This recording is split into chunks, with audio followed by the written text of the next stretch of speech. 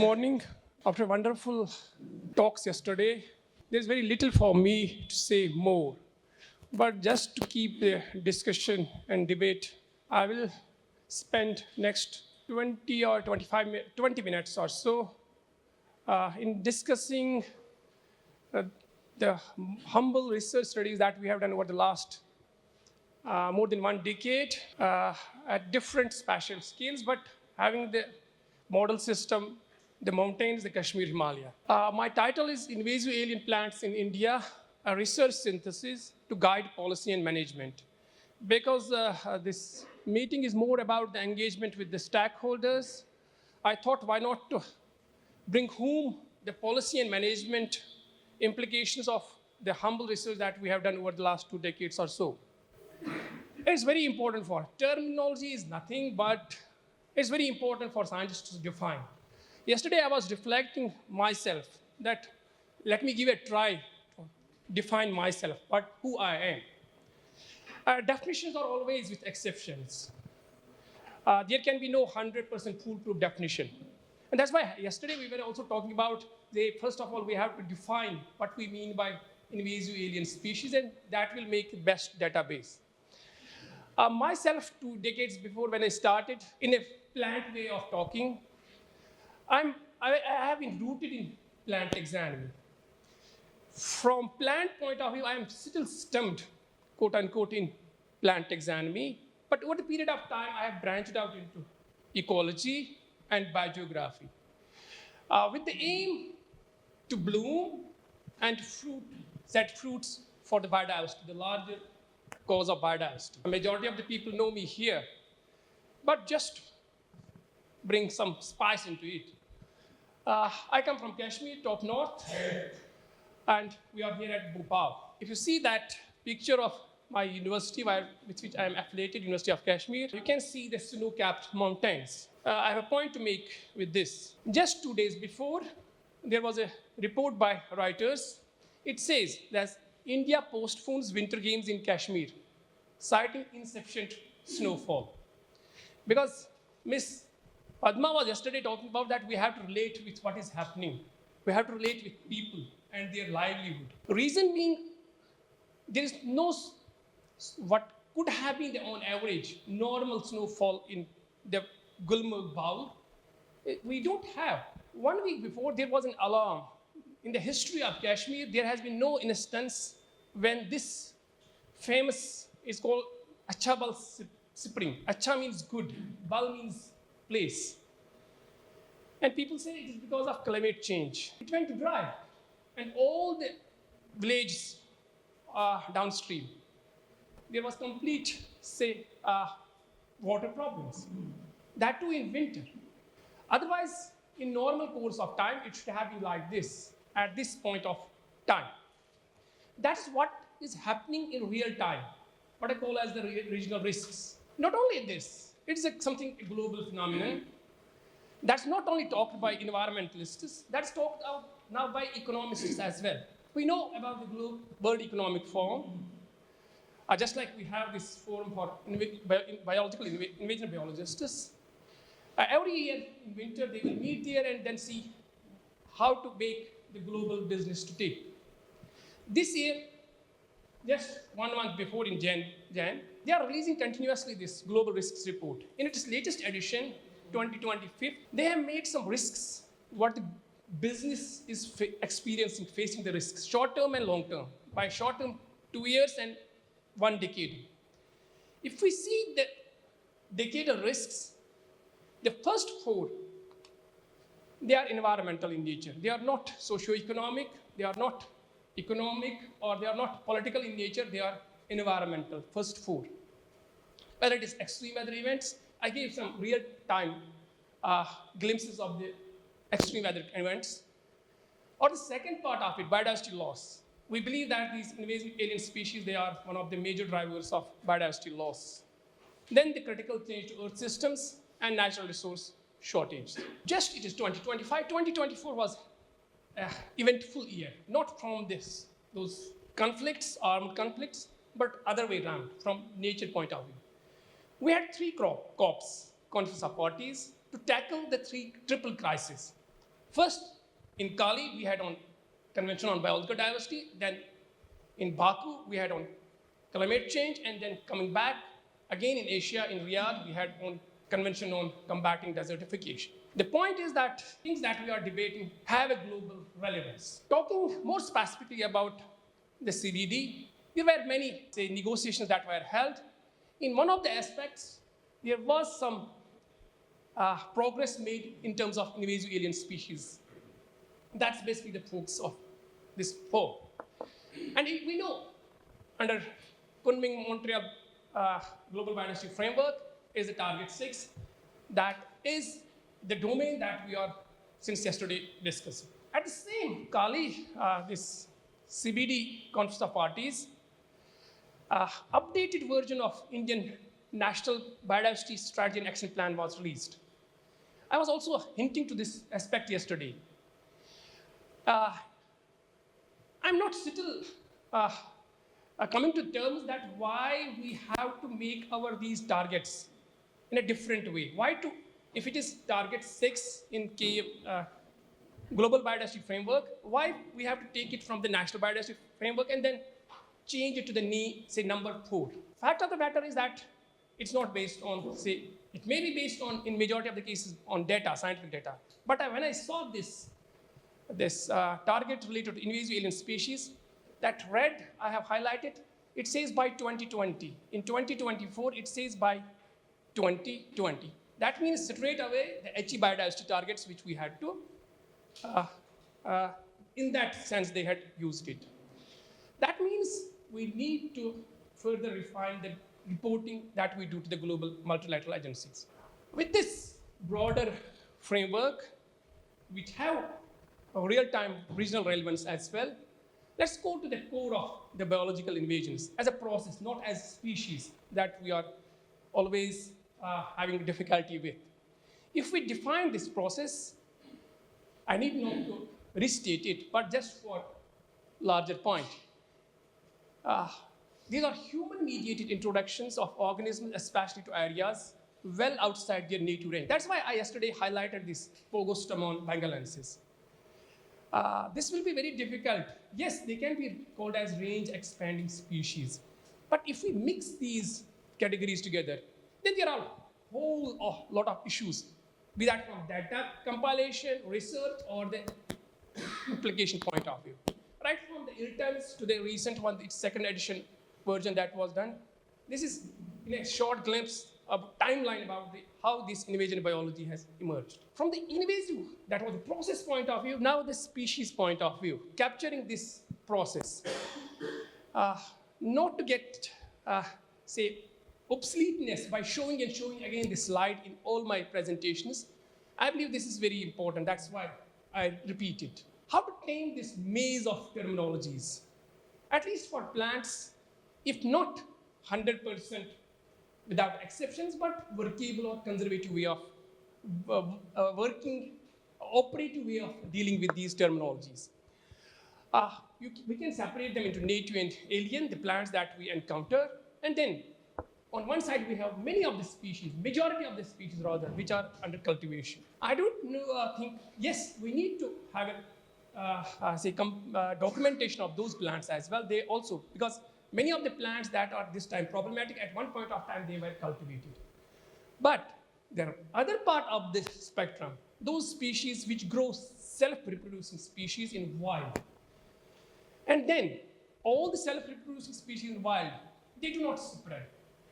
Some of these they can make few individuals, and then in next year you go, you will see nowhere those plants. What we call as casuals. Many of these species, they have few individuals. In next few years, you see them making populations of their own. That is, they are breaking that reproductive barrier.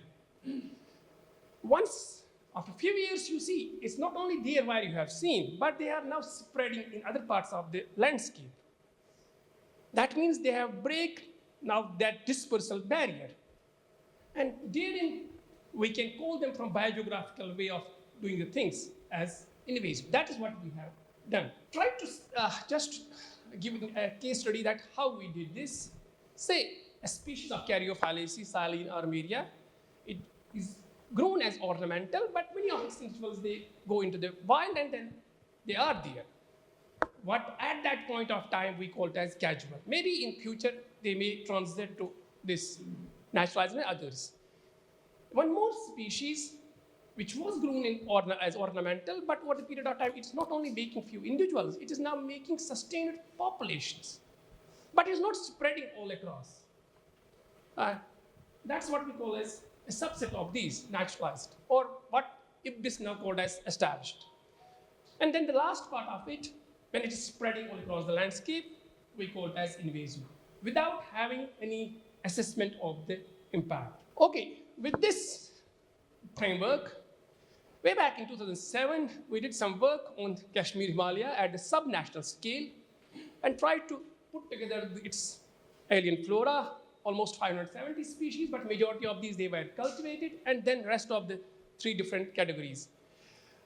If we see at the scale of country, India, majority of the species that we have, particularly problematic, these are South American, they're tropical. But if you go at the scale of subnational, say in our case, the Kashmir, it's not subtropical South America, tropical South America, it is Europe. The easiest explanation is the climate matching. That doesn't mean that we might not be having the proper use of tropical elements, weeds there, but they are not able to sustain. The pathway, that's more important, the ornamental is the major pathway, particularly from the intentional point of view, which makes bulk of it. That means at least, what is the policy uptake of it? It will help the plant quarantine. It will help in designing the regional weed risk assessment. Say, if we had a weed risk assessment at the country scale, if we use the same traits, same type of, say, other factors, that may not work in a subnational scale. Screening, particularly the ornamentals, which are going to be detrimental in future, and that's why I call for controlled trials before we release them. These are basically the policy and management insights, few of these that can be taken from this particular study. Now, moving from subnational to the national scale, in 2008, yesterday we were talking about the database. We must have a national database. It's not something new that we are discussing. It has been already discussed, even written in the National Biodiversity Strategy of the country, way back in 2008, that the country should have a national database on invasive alien species. In fact, yesterday I was also referring to this, that in one of its reports, it says 40% of Indian flora is alien, out of which 21% is invasive. At that point of time, in 2012, when we compute it in terms of what we have, then there should be roughly 7,500 species, plants, alien, and out of which almost 1,600 should be invasive. But it was all a guess. Yes, nothing like data where you have the list. So, faced with this situation, we embarked on a journey to try to move beyond these guesstimates. We cataloged somewhat 1,600 species based on extensive research literature synthesis. And almost half of the species, they are under cultivation, and rest of the species under the 3 different categories. And 1/3 of these species, they have South America as their source flora. What is the uptake for the management and policy? Yesterday, Dr. Shankaran was talking about this early warning and rapid action. This is one of the tools that it can provide us. And also the sharing the various control and prevention strategies across the states. And one thing that's, there are a lot of gaps, there are a lot of flaws in this inventory as well. But at least it provided a skeleton, a preliminary way of refining further. And that's why I came out with a database from this by the ILORA, and even National Biodiversity Authority also used this inventory in making some of its policy instruments. I thought to deliberate a little bit further into this. This was based on somewhat 190 studies, starting from way back in 1890 to 2010. What was included in it? We included every species that has been reported from the political boundaries of the country, under terms like exotic, the different terms that ultimately fall what we call under a single umbrella term of aliens. We excluded many species, many agricultural weed species whose native distribution is within the country. In majority of the cases, yesterday this was also highlighted that there are a lot of regional, local, these lists, but I believe in majority of the cases, these are the problems. I do not overrule that these are not important for management, but in the strict sense, working with the aliens, we have to be very much clear about the scope of what we will include or exclude. Many of the species that we grow under pot, greenhouse conditions, we have excluded them. And we have also excluded one more category. Say, there are some reports, Matthew in 1969, we have extensive literature survey in this. He says in this South India, they have introduced this Himalayan cheer pine, and then they call it as exotic. It is in reality exotic there. But the exotics within the country, we have also excluded from this particular database. But of late, because of climate change and other aspects, these also need to be taken into consideration while framing the lists. We went further very recently and then tried to have a synthesis across the South Asia. Because yesterday, Dr. Sharma pointed this that invasive species, they do not obey the boundaries. But in this particular study, we only focused on invasive species, typically the invasive species. One more thing that we added in this, not only the data compilation synthesis, but also the valid field expert validation that we added. Almost 241 species that we have. We again have the South America as the dominant contributor, nothing different in it. Reason being, it talks about the tropical climate matching. The policy uptake for this is the transboundary management. It helps at least in the transboundary management. Early warning, say, if we have something in Nepal, we can have early warning for the country in India, those parts of which share the boundaries with Nepal. Last, I believe that it is something what is called as the soft power, from the SARC sense, science diplomacy point of view. Such type of studies help a lot. Not only this, such type of studies also help in ultimately feeding the global database. Under the leadership of Dr. Shankaran, this data helped in, reporting to this GR, Global Register on Introduced and Invasive Species. And ultimately, the reports like IBIS report on IAS, they are based on such type of database. Very recently, this in press, we made some studies, 3-4 years of surveys in Ladakh, high in the highlands of Himalaya, and tried to see whether it's happening there also. Yes, there are almost 80 species which are at different stages. Many of these, they are now making small populations, 55, and many of them, they are spreading. Particularly, one more dimension that we added into it is the habitat types, the different types of habitats that these species occupy. And there has been a continuous increase in this. Again, this will help the policy and management in prioritizing the invasive species, even the habitats there, guide the risk analysis, and also future monitoring. I thought to keep these slides, what is happening in mountains at present? This is a reference landscape. Yesterday, there were a lot of talks about the restoration. I believe somehow we must have some reference landscapes. Although we will not reach to that stage, but that will give us a reference where we have to reach.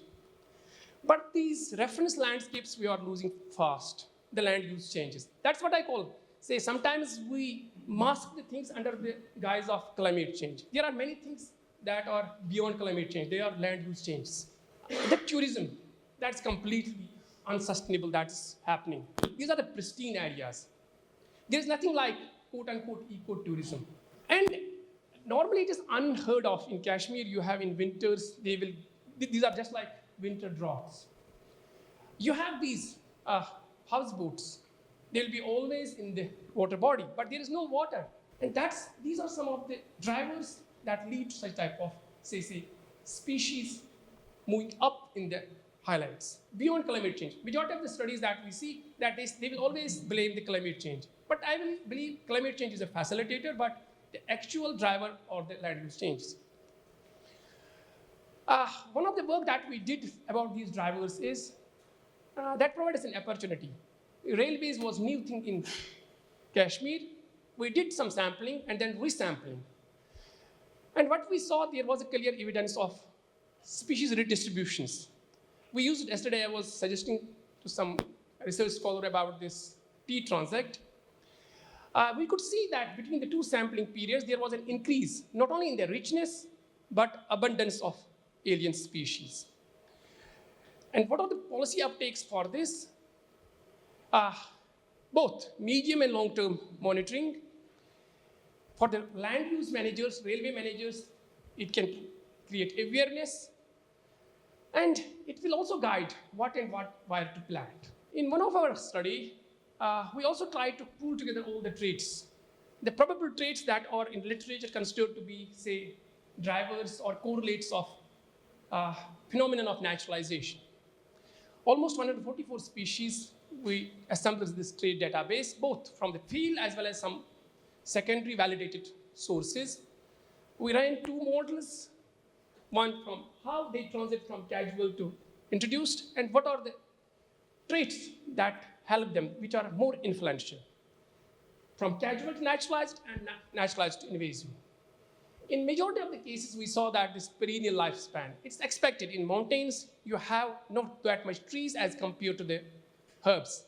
And particularly, they have to be the perennial ones so that they can overwinter the harsh winter conditions. Besides, there are well-known other mechanisms, like the more you have the residence time, the more the species has the time to get acclimatized. Say the greater number of introduced regions. There is a species which is from Brazil, then there are multiple number of species, introduced regions of this particular species.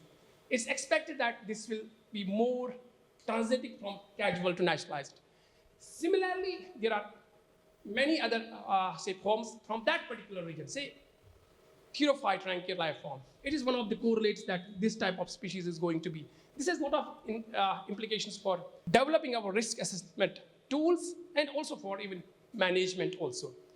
And we did something about the phylogeny also, whether it has something phylogenetic signal also. Yes, along with other traits, it interacts and plays a significant role. Anyhow, somehow we cannot go too much into the generalization of the database. We have to unpack the various processes and mechanisms. For that, the typical model species we have to select. This is a typical species which was an ornamental, but it has now proliferated and it has become detrimental. And almost now it is has spread almost into 40 countries all across the world. It was basically intentionally introduced into Kashmir. In this particular species, using this as a model, we try to see that from the ecological impact point of view, how it is going to impact the community characteristics, structure and composition. We could see that this invasion of this species, it leads to the decrease in species richness. We had multiple spatial scales. It was all across. Before one of the slides, I mentioned that at scale also it can change. But here at all the scales, spatial scales, it was showing a dip in species richness and also on the abundance as well. However, in all the cases, the magnitude, the degree with which it was changing, dipping, it was more at the larger scale. In terms of species diversity also, which also takes into consideration the evenness, it again showed a decreasing trend. The uptake from this study is that selecting a suitable spatial scale and then reporting your results with reference to that scale is very important, and also the season. Say in the rest of the country, you have almost 3 seasons, but in Kashmir, we have 4 seasons. The season at which you are doing the sampling, you may get different results. That's also important while talking about the impacts. We also designed in the same model species one restoration experiment, wherein we had basically a pair of experiments, 3 different scenarios. One, a plot, very nearby plot, wherein there was no invasion, where it was invading, and another pair were triplet wherein we removed this manual removal. And then seeing that what is happening. The take-home message from this particular experiment is that in the short run, this experiment ran for 3 years only. It's to be seen how it will do 5 years down the line, 10 years. The removal plots that we had done were significantly different from both the invaded and uninvaded ones in terms of the different diversity metrics that we measured, above ground vegetation. Particularly species richness and cover. It significantly had an upslope increase, not only on the vegetation, but also down below ground in soil abiotic factors. The removal plots, they were significantly different from both the invaded one and uninvaded one. Thus, it clearly shows what's called as the legacy effect. In this particular study, we call it the invasion shadows in the soil. The policy uptake from this study is that persistent invader changes in soil chemistry. There are some changes in the soil chemistry that are done by this invasive species, which are not allowing other species to come there. And that's why the above ground vegetation, clipping the above ground vegetation is not sufficient. It may give us a little bit reprieve, but it is inadequate. We have to go with additional management practice, like, say, seed-based revegetation, in order to buffer, in order to increase the biotic resistance. Based on this study, we also made some way forward that how our future restoration studies should be designed. And not only this, using the same model species, we also try to see that along Kashmir is an elevation gradient. The elevation gradient gives you a time for this space substitution model. We try to see from different elevational zones whether this species is changing the microbiome using the metagenomics tools.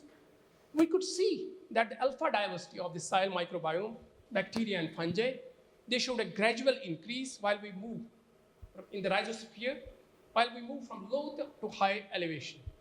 And it significantly differed between invaded and uninvaded plots. They were very near to each other. Along with it, it also altered the soil physicochemical nutrients. It seems likely, it needs to be further reinforced with more experiments, that it is likely a below ground, a self-feedback, self-reinforced mechanism which facilitates its successful invasion along the elevational gradient. We did some data synthesis we had some data about the entire Himalaya region, Indian Himalaya region, both the native plants and alien plants. And then we tried to see that whether it leads to these alien species lead to some biotic homogenization. On average, we could see that the alien plant species, they have a wider distribution range as compared to the native species. This alien species pool has almost homogenized most of the provincial floras, 12 different provincial floras in this IHI. Macroclimatic variables that we try to see how they are shaping these pools of alien and native species, they too showed considerable variation. It is expected because the precipitation gradient from eastern Himalaya to western Himalaya, it goes on decreasing and along with it. But I must have a caveat here is that of late, our understanding about using these world clim data is that it's enough of it. Now let's go to the real data, that is microclimate. Into data synthesis about global meta-analysis of lantana. We have not worked on lantana. Dr. Jan Sharma has, throughout his life, Ankila has worked on this. The different effect sites. Majority of the studies before who had published these global syntheses, they had done the mean variance, only the mean measure of statistical differences, not the variance.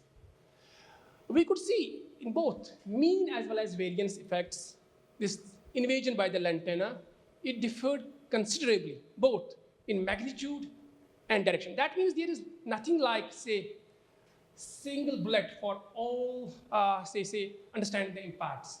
It will have a context dependency. It will change in terms of magnitude at a particular region at a particular period of time, and also direction in terms of different variables, whether that's species richness. In some cases, in some region, it may lead to increase in species richness. In other region, the same species may lead to decrease in the species richness. That's why there is considerable variability. What impacted more is the study design. That had a significant impact on both the mean and the variance effects. But we could see from this global meta-analysis that the ecosystem type, the continent, the different continents, and the latitude away from the equator, they were very weak predictors, predicting that how this varies. What are its implications? As I mentioned, that by investigating in a single study both the mean and variance effects, it provided the first quantitative synthesis. Although we had a lot of primary studies, it's good to see all these primary studies which have been done. If those primary studies were not there, this could have not been possible. It provided the first quantitative synthesis on the impacts, ecological impacts of this particular plant invader. It provides a roadmap for doing such studies in other notorious species. Working with these, majority of these studies we have these single species focused invasions. But there has been very little focus on well experimental designed studies on co-invasions, when more than one species together invade a particular landscape. It can be like this. When two species come together, it can be 1 + 1 is equal to 2. It can be 1 + 1 is equal to less than 2. It can be 1 + 1 is equal to more than 2. What we call as antagonistic, that is less than 2. Additive, that means 1 + 1 is equal to 2. Or synergistic, increase, 1 + 1 is equal to more than 2. Having the two different species, model species, one, the Leucanthum vulgare that we were already working with, along with one more, a European element that's now invading the earth, this Lupinus polyphilus.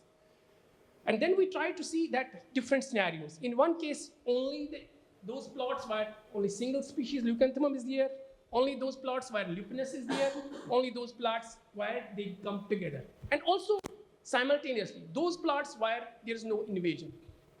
And then seeing that how it is impacting the diversity, how it's impacting the soil parameters. The co-invasion effect was synergistic.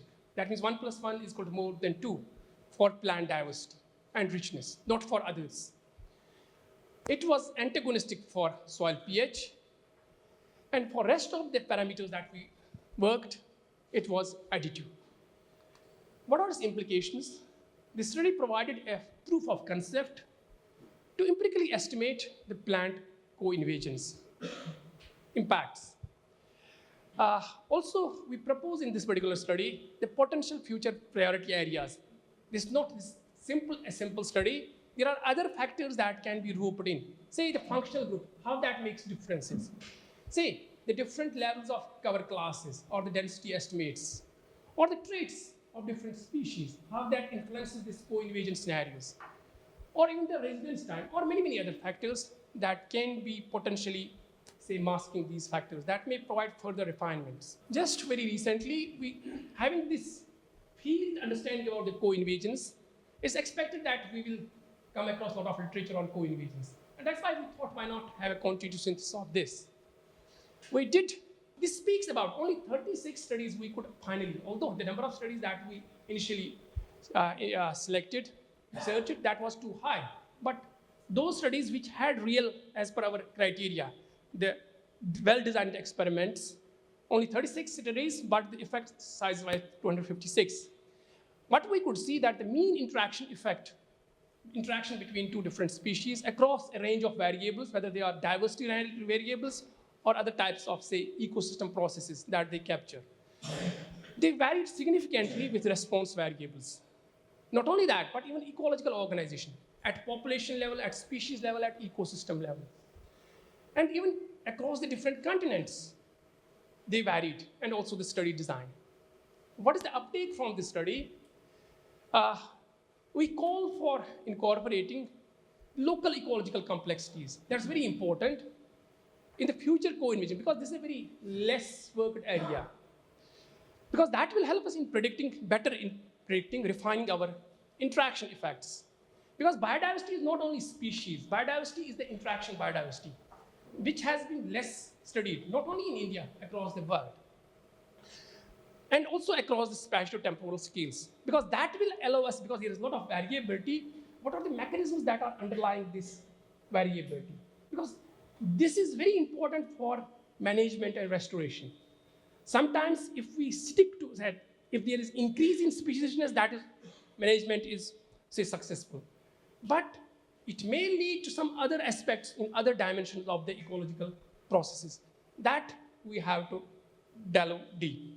Some of these papers that we focus purely on the management, way back in 2012, perhaps 2011, a theoretical framework more. We try to give some research framework or policy agenda. But I believe many of these aspects have been really taken up over the last 2 decades, 1 decade or so. We tried to pull together the management practices all across the world, particularly from the mountains. That was one more work. I was part of Achyut's one study wherein we tried to have some that call for prevention. Particularly this study focused on the ornamental trade. I'll cap my lecture with this. Whatever we are talking about is almost around biodiversity.